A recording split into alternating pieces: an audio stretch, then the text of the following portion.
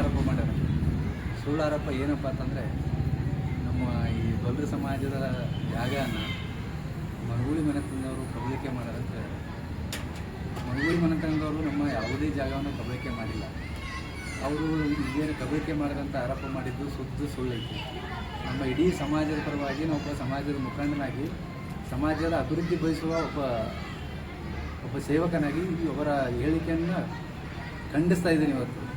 ಅವರು ಸುಮಾರು ಇದು ಒಂದು 60 ರಿಂದ 70 ವರ್ಷಗಳ ಹಿಂದಿನ ವಿಷಯ ಇದೆ.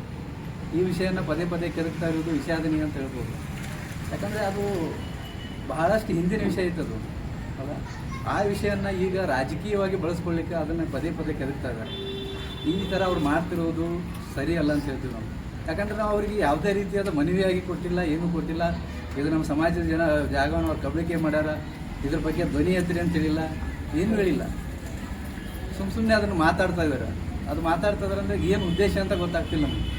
ಮೇ ಬಿ ಅದು ರಾಜಕೀಯ ಉದ್ದೇಶದಿಂದ ಮಾತಾಡ್ತಾ ಇದ್ದಾರೆ ಏನೋ ಅಂತ ಅನಿಸ್ತಾ ಇದೆ ನಮಗೆ. ಇನ್ನು ಅವ್ರು ಹೇಳಿದ್ದಾರೆ, ಇನ್ನು ಈ ಕಡೆ ನಮ್ಮ ರಸ್ತೆ, ಯಾವುದೇ ರೀತಿಯ ರಸ್ತೆ ಸಂಪರ್ಕಗಳಿಲ್ಲ. ರಸ್ತೆ ಸಂಪರ್ಕ ಇಲ್ಲದೆ ಅವರಿಗೆ ಜಾಗನ ವಿಭಜನೆ ಮಾಡಿ ಕೊಟ್ಟಿದ್ದಾರೆ ಅಂತ ಹೇಳಿದ್ದಾರೆ. ನಮಗೆಲ್ಲರಿಗೆ ಕಾಣಿಸ್ತಾ ಇದೆ ಈಗಾಗಲೇ. ಈ ಕಡೆ ಮುಖ್ಯ ರಸ್ತೆಗೆ ನಮಗೆ ಸಂಪರ್ಕ ಇದೆ, ಮತ್ತು ಇನ್ನು ಕಡೆ ಕೆ.ಬಿ ಹೋಗುವ ರಸ್ತೆ ಏನೈತಲ್ಲ, ಆ ರಸ್ತೆಗೆ ನಮಗೆ ಅವರು 15x200 ಜಾಗವನ್ನು ಅವರ ಸಂಸ್ಥೆಗೆ ಸಂಬಂಧಪಟ್ಟಿದ್ದ ಜಾಗವನ್ನು ಅವರು ನಮಗೆ ಕೊಟ್ಟಿದ್ದಾರೆ.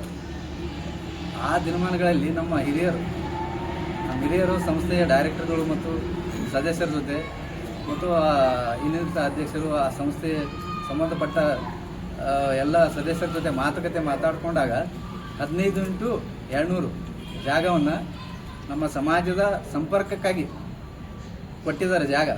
ಇವತ್ತು ಆ ರಸ್ತೆ ಏನಾರೆ ಅವರು ಈ ರೀತಿ ಹೇಳಿಕೆ ಕೊಡುವುದರಿಂದ ಆ ರಸ್ತೆ ಏನಾರೆ ಅವರು ಬಂದ್ ಮಾಡಿದ್ರಂದರೆ ಅದಕ್ಕೆ ನೇರ ಹೊಣೆಗಾರರು ಇವತ್ತು ಹೇಳಿಕೆ ಕೊಟ್ಟಿದ್ದಾರಲ್ಲ ಮಾಜಿ ಶಾಸಕರು, ಅವರು ನೇರ ಹೊಣೆ ಆಗ್ತಾರೆ.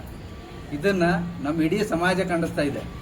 ಮತ್ತು ಇದೇ ರೀತಿ ಪದೇ ಪದೇ ಹೇಳಿಕೆ ಕೊಡ್ತಾ ನೀವು ಇದ್ರಂದರೆ ಇಡೀ ಸಮಾಜ ನಿಮ್ಮ ಮನೆ ಮುಂದೆ ಬಂದು ಧರಣಿ ಮಾಡ್ಬೋದು.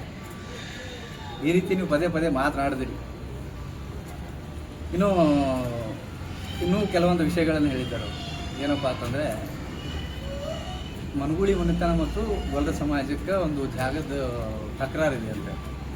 ಇವತ್ತು ನಾ ಹೇಳ್ತಾ ಇದ್ದೀನಿ ಬಂಧುಗಳೇ, ಯಾವುದೇ ರೀತಿಯಾದಂಥ ಸಮಾಜದ ತಕರಾರು ಅಥವಾ ತಂಟೆ ಆಗಲಿ, ಮನಗೂಳಿ ಮನೆತನಕ್ಕಾಗಲಿ ನಮಗಾಗಿ ಯಾವುದೇ ರೀತಿಯ ತಕರಾರು ತಂಟೆ ಯಾವುದೂ ಇಲ್ಲ. ಅದು ಅವರು ಹೇಳಿರೋಂಥ ವಿಷಯ ಸುಳ್ಳು. ಅದನ್ನು ನಾವು ಇಡೀ ಸಮಾಜದವರಾಗಿ ಸಂಪೂರ್ಣವಾಗಿ ಖಂಡಿಸ್ತಾ ಇದ್ದೀವಿ. ಯಾವುದೇ ರೀತಿಯ ತಕರಾರು ತಂಟೆ ಇಲ್ಲ. ಇನ್ನು ನಮಗೆ ಸಾಕಷ್ಟು ಅಭಿವೃದ್ಧಿ ವಿಷಯಗಳನ್ನು ಅವರು ನಮಗೆ ಮಾಡಿಕೊಟ್ಟಿದ್ದಾರೆ. ಸುಮಾರು 50 ಲಕ್ಷ ರೂಪಾಯಿ ವೆಚ್ಚದಲ್ಲಿ CC ಮತ್ತು ಚರಂಡಿ ಕಾಮಗಾರಿಯನ್ನು ಈಗಾಗಲೇ ಮಾಡಿಕೊಟ್ಟಿದ್ದಾರೆ.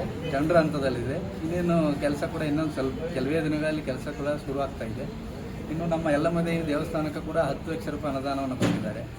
ಇನ್ನು ನಮ್ಮ ಹನುಮಾನ ಮಂದಿರಕ್ಕೆ ಕೂಡ 5 ಲಕ್ಷ ರೂಪಾಯಿ ಅನುದಾನ ಕೊಟ್ಟಿದ್ದಾರೆ. ಇನ್ನು ನಮ್ಗೆ ಮನೆಗಳನ್ನು ಮಾಡಿಕೊಟ್ಟಿದ್ದಾರೆ, ಖಾಲಿ ನಿವೇಶನಗಳನ್ನು ಮಾಡಿಕೊಟ್ಟಿದ್ದಾರೆ. ಇಷ್ಟೆಲ್ಲ ಅನನ್ಯ ಬಾಂಧವ್ಯವನ್ನು ಇಟ್ಟುಕೊಂಡಿದ್ದೇವೆ ನಾವು ಮನಗೂಳಿ ಮನೆತನ ಜೊತೆ. ಈ ಅನನ್ಯ ಬಾಂಧವ್ಯವನ್ನು ಸಹಿಸ್ಕೊಳ್ಳೋಕ್ಕಾಗಲಾರ್ದಕ್ಕೆ ಈ ರೀತಿಯಾಗಿ ಹೇಳಿಕೆ ಕೊಡ್ತಾ ಇದ್ದಾರೆ ಅವರು. ಈ ಹೇಳಿಕೆಯನ್ನು ನಾವು ಬಹಳಷ್ಟು ಖಂಡಿಸ್ತಾ ಇದ್ದೀವಿ. ಇವತ್ತು ನಾವೆಲ್ಲರೂ ಇಲ್ಲಿ ಸಮಾಜದವ್ರು ಸೇರಿದ್ದೀವಿ. ಎಲ್ಲ ಸಮಾಜದವರು ಸೇರಿ ಇವತ್ತು ನಾವು ಖಂಡಿಸ್ತಾ ಇದ್ದೀವಿ.